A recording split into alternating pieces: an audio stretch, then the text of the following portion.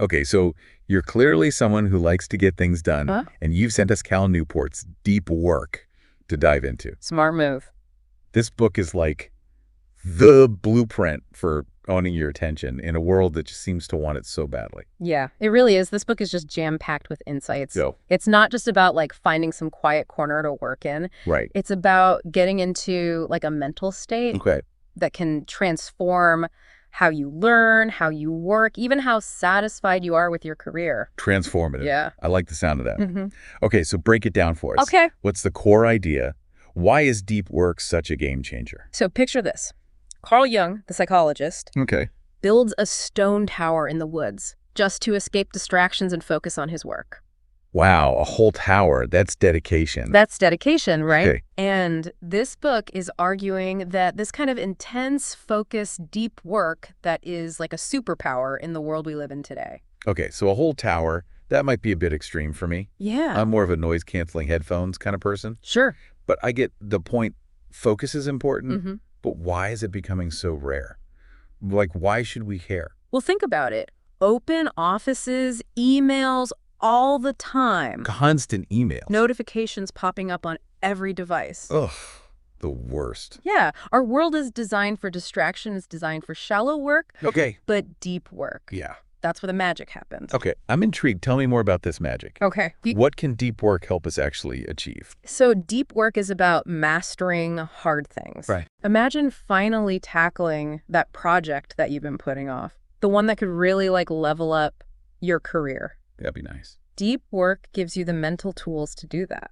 Okay, so it's about pushing past that initial feeling of being overwhelmed Yeah, and actually getting into that flow state where things just click. exactly. Yeah, and the book actually gets into the neuroscience of it. Okay. It explains how focused work strengthens specific parts of your brain, Really? like a muscle Wow. that you're training, and these are the parts of your brain that help you learn faster, solve those complex problems, Yeah. and produce that really high-quality work. So while we're all busy scrolling, Right. our brains are actually being rewired to Yeah. crave those shallow distractions. Yeah, you're making it harder to focus on the things that really matter. It's true. Each notification dopamine hit, Yeah. hijacking your focus. It's like we're addicted. Yeah, Hmm. and the good news is we can retrain our brains Okay, okay. to crave depth over distraction. Okay, that's encouraging. Yeah, But how do we actually do that? Where do we begin? this is where the beauty of this book comes in. Okay. Cal Newport gives us 4 very specific rules Okay. with actionable strategies to help you build deep work into your life. So it's not about becoming a monk in a monastery or anything. Right. It's about making small changes that add up to big results. Small, consistent changes. I like it. Yeah. Rules and strategies sounds like a plan. It is. Let's dive into these rules. Okay, let's do it. What's the first one? So the first rule is work deeply. Mhm. And it's all about creating the right environment and mindset for focus. Makes sense. Yeah. Being intentional with your time and attention. Okay, that makes sense. It's so easy to get caught up in the whirlwind of the day. It is. But how do we actually put this into practice? What does it actually look like to work deeply? So one of the best things in this rule, I think, is this idea of ritualizing your deep work. Okay. So it's about having a set of practices Okay. that basically signal to your brain, okay, it's time to get serious now. Okay. This might be choosing a dedicated workspace, Right. setting specific work hours, You know. or even just having a pre-work routine that helps you transition into that focused headspace. So like my own personal deep work power-up sequence. Exactly. I love it. The book actually shares how some successful people have ritualized their deep work. Okay, like what? So Cal Newport himself, he talks about working in the same spot in his home office every day. Okay. With the door closed, noise-canceling headphones on. Right. It's a signal to his brain that it's time to focus. It's like a trigger. It is. It's a trigger. I like it. Okay. Yeah. But what about those times when you need to, collaborate with others? Sure. Doesn't deep work kind of require you to be solo, to be by yourself? That's a common misconception. Okay. Deep work isn't about isolating yourself. Okay. It's about being strategic with your time and energy. Okay. Cal Newport actually talks about how collaboration can enhance deep work Really? if it's done thoughtfully. So it's not about becoming a hermit. It's about finding that right balance Exactly. between solo focus and, brainstorming with others. Yes, he uses this analogy of a hub and spoke model, Okay. where you dedicate time for individual deep work, that's the smoke, but also have structured opportunities for collaborative exchange, that's the hub. Okay. So you go deep into your own work, Right. come out to share ideas, get feedback, Right. and then dive back in with fresh perspectives. That makes a lot of sense. It's like cross-pollinating your ideas Exactly. to create something even better. Yes, and the book offers several approaches for incorporating this. Okay, like what? One is having designated brainstorming sessions Okay, where everyone comes together specifically to generate ideas and solve problems. that makes sense. Another is using, online collaboration tools to share thoughts and feedback. Right, so it's all about finding what works best for you Yes. and your team and being intentional with how you approach it. Intentional is the key word. Okay, cool. Now, another concept in this work deeply rule is this idea of executing like a business. Okay, now that sounds intriguing. Tell me more. Okay, so it's about bringing that same level of strategic thinking and execution to your deep work habits. Interesting. So the book draws on this framework called the 4 Disciplines of Execution, Okay. which was originally designed for businesses, but it can be really effective on a personal level. So how does that translate to my own work? What are the 4 disciplines? Okay, so the first one is to focus on the wildly important. Okay, So what are the 1 or 2 ambitious goals you want to accomplish with deep work? got it. It's about having laser focus, not getting sidetracked by less important tasks. So instead of saying, I want to be more productive, Right. it's more like, I want to write a blog post each week. Exactly, because that clear, compelling goal is going to fuel your motivation Right. and keep you on track. Okay, makes sense. Now, the second discipline is to act on lead measures. Lead measures. Okay, that sounds a little complicated. So it's basically about focusing on the daily actions that contribute to those bigger goals. Okay, So instead of just focusing on write a blog post, right. you would identify the daily actions that contribute to that, Got it. like setting aside dedicated writing time each morning. So it's about breaking down those big goals into smaller, more manageable steps. Exactly, and it allows you to track your progress, Okay. which is the third discipline. Keep a compelling scoreboard. Okay. It's incredibly motivating to see how far you've come. So like a visual reminder? It is like a visual reminder I like it. to celebrate your wins along the way. Love it. What's the final discipline? Okay, so the fourth discipline is about accountability. Oh. It's called create a cadence of accountability, and it's about having those regular check-ins with yourself or maybe a colleague or mentor Right. to review your progress and stay on track. Having that external accountability can Yeah. be really helpful. It can be a game changer. For sure. Now, speaking of motivation, Okay. one final point from this work deeply rule that I think is often overlooked is embracing boredom. Embrace boredom. Yeah, Okay, I have to admit, this one sounds a little counterintuitive. it does. How does being bored contribute to deep work?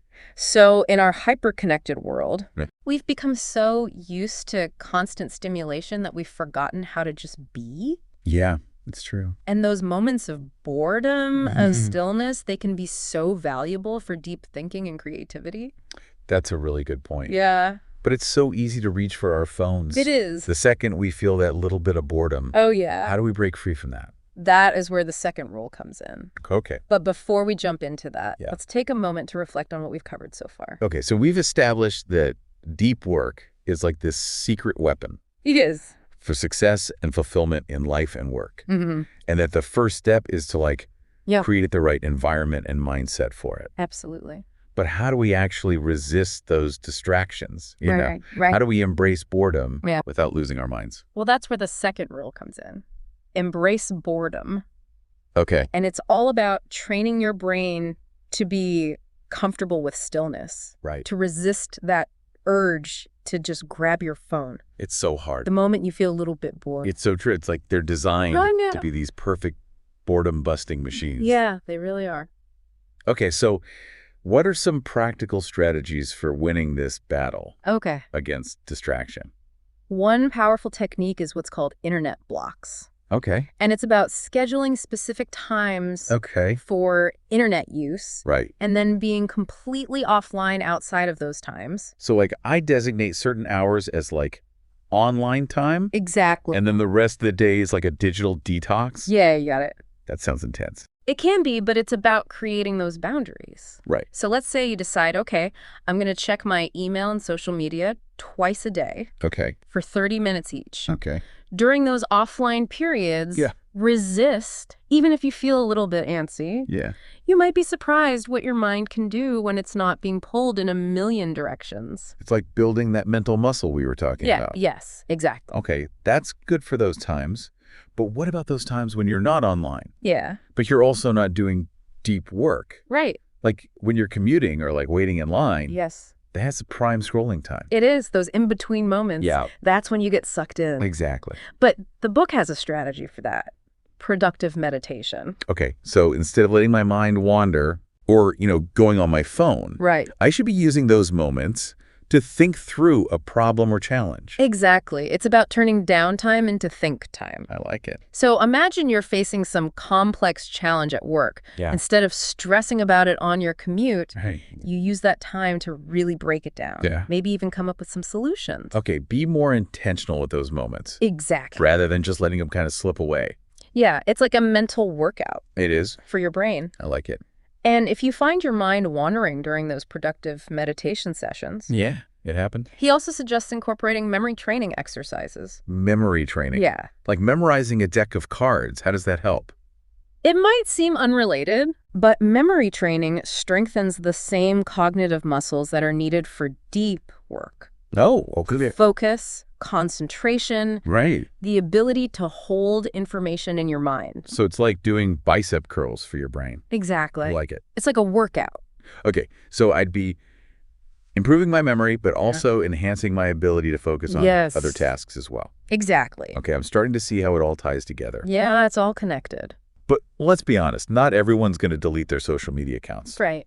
What about those of us who use it for work Sure. or to stay connected with, like, friends and family? Yeah. Is there a middle ground? Absolutely. In fact, the third rule is quit social media. Okay. But before you panic, it's not as drastic as it sounds. Okay. He acknowledges that social media can have its benefits. His point is that we need to be more intentional Right. about how we use it Okay.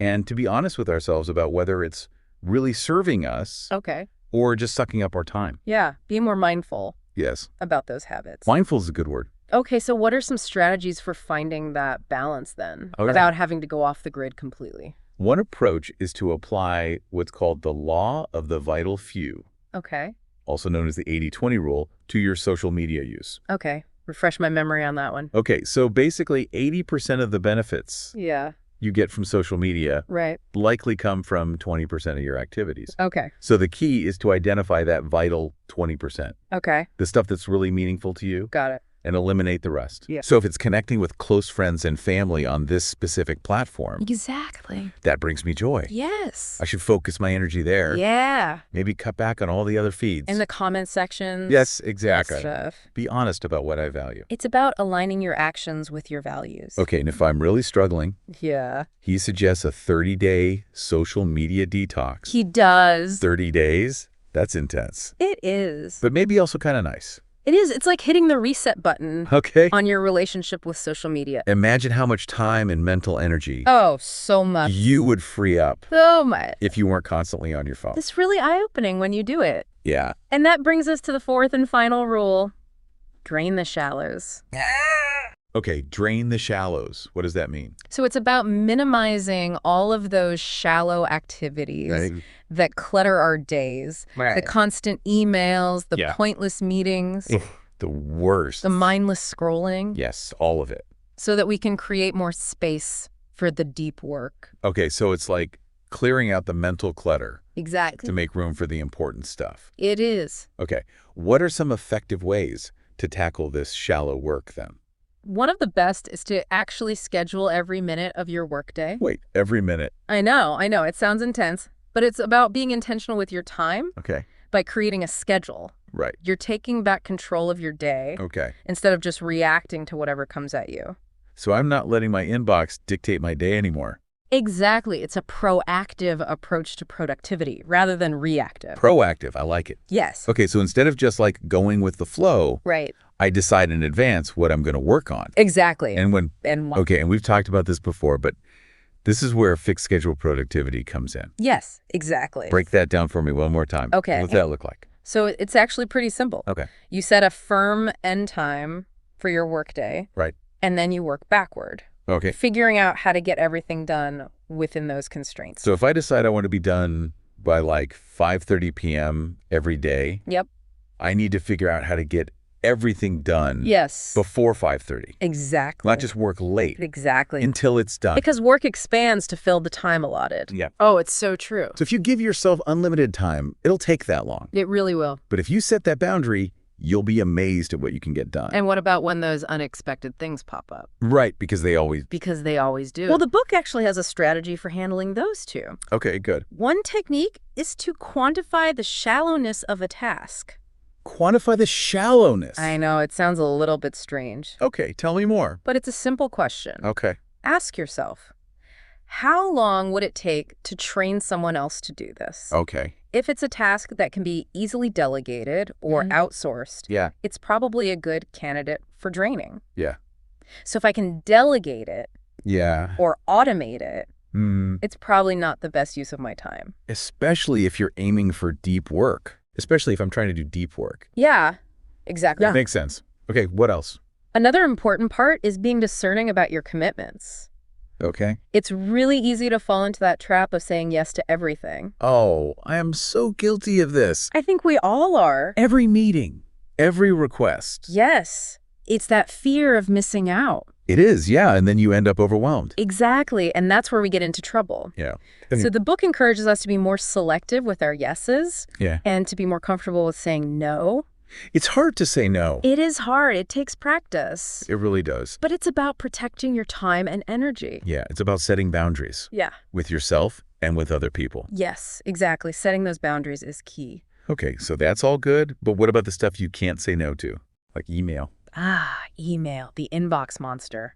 It never ends. I know, it feels like it's never ending. It really does. But remember the sender filter Yes. we talked about? Tell me more about that. So that's one way to take back control of your inbox. Okay. It's about being more intentional about who you respond to Right. and when. So I don't have to answer that email right away. Exactly. Okay. You can designate specific times for email, just like you would for social media. Right, like we were just saying. Exactly. And don't be afraid to use those filters Yes. to automatically sort your emails. I love a filter.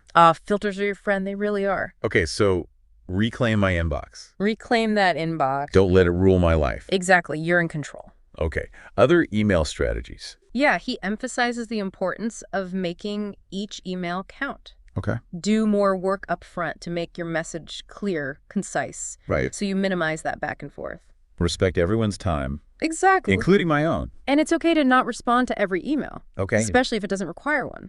Good reminder. Thank you. You're welcome. Okay, so that's all about how to be productive during the workday, but what about downtime? Okay. Does the book talk about that? It does. In fact, Cal Newport dedicates a whole chunk of this book to the importance of downtime, to structuring our leisure time.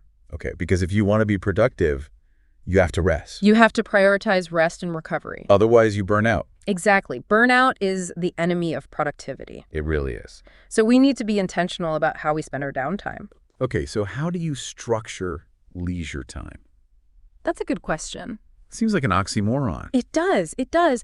But the key is to choose activities that are rejuvenating. Okay, so not just like collapsing on the couch. Right. Not just zoning out in front of the TV. Okay. Think about the things that bring you joy, that make you feel refreshed.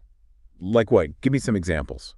Okay, so spending time in nature, Okay. reading a good book, pursuing a hobby, Right. having a meaningful conversation with someone you care about. Be present. Be present. In those moments. Exactly. And when you go back to work, you'll feel so much better. You'll be refreshed and re-energized. Exactly. It's about creating that rhythm of work and rest. I like it. That sustainability. Yeah. And that ties into this concept of the craftsman mindset. Ooh, tell me more about that. Okay, so imagine a craftsperson, Okay. a carpenter, a potter, a chef. Mm-hmm. They take pride in their work. Yeah. They hone their skills. They pay attention to every detail. Right. And they get so much satisfaction Yeah. out of creating something of quality. So it's like bringing that same level of intention to my own work, Exactly. even if it's not like a tangible thing. Even if it's not a physical object, It's about the craftsmanship. I like it. It's about seeing your work as a craft. Okay. Something worthy of your time and attention. It's about finding joy Yes. in the process. In the process, not just the outcome. Yeah, I love that. It's powerful, isn't it? It really is. And it's about recognizing that deep work is about more than just getting things done. Yes. It's about living a good life. It's about a more meaningful and fulfilling life overall. I love that. And it's something to strive for.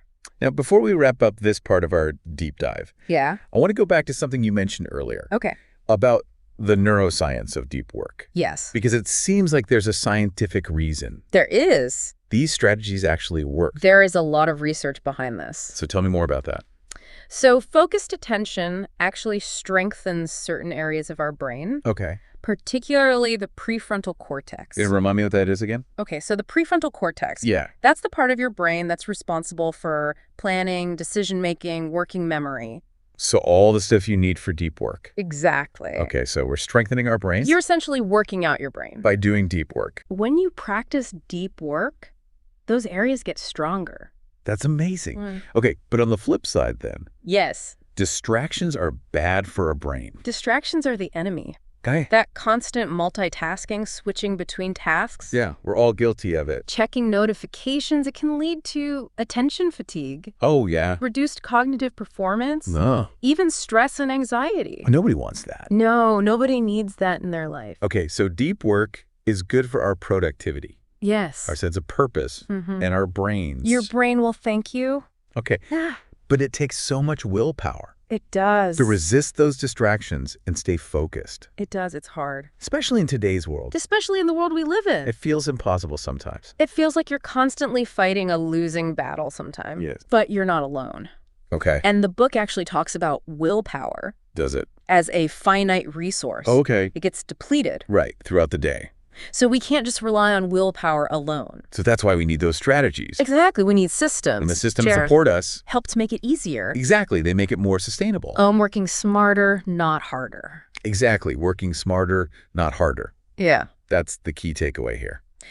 I like it. Okay. So as we move into the final part Yeah. of our deep dive here, Yes. let's talk about some of the broader implications Oh. of deep work and what it actually looks like to build a life Yeah. around this practice. I'm excited for this part. Okay, so we've talked about all those rules, the science of it all. Yeah. But, I don't know. This book, it doesn't feel like just a regular how-to guide. right, It feels kind of philosophical. it is. Yeah. Cal Newport is getting at something deeper here. He is. He's not just talking about, like, Yeah. getting stuff done. Right. Checking things off your to-do list. It's bigger than that. It is. It's about a fulfilling life. Yes.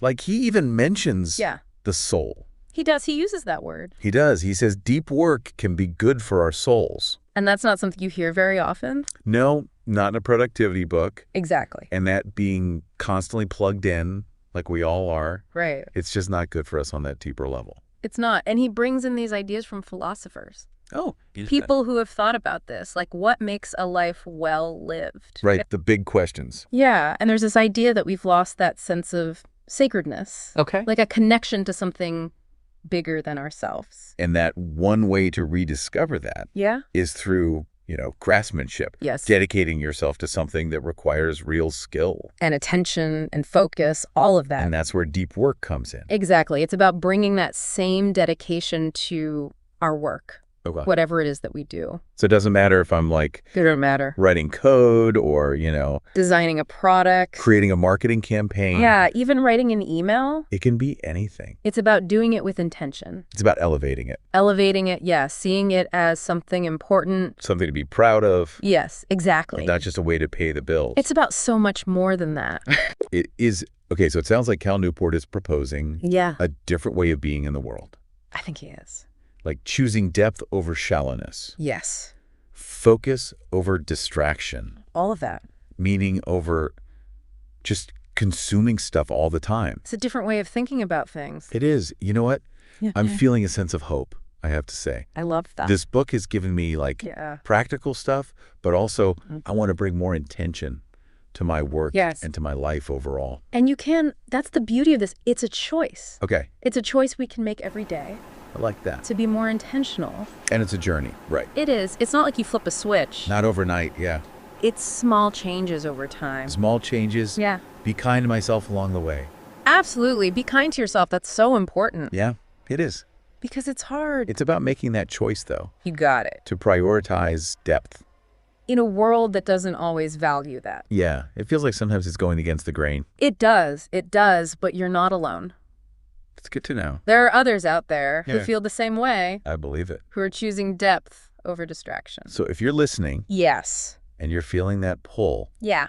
towards deep work, Towards a different way of working, of living. pick up this book. Deep Work by Cal Newport. It's amazing. So much good stuff in there. It's a great guide It is. for this journey. Okay, as we wrap up this episode, Yes. I'm going to leave you with a question. Okay, hit me. Okay, what if instead of trying to fit deep work into your life, Yeah. you built your life around deep work? Ooh, that's a good one. It's a big question. It is. It really makes you It think. makes you rethink everything. It does. Your priorities, your habits. I'm going to be thinking about this for a while. Me too. That's one to ponder. That is, okay, well, on that note, Yeah. I think we've done a pretty deep dive of our own here. We have. This has been great. Yes, until next time, happy diving, everyone.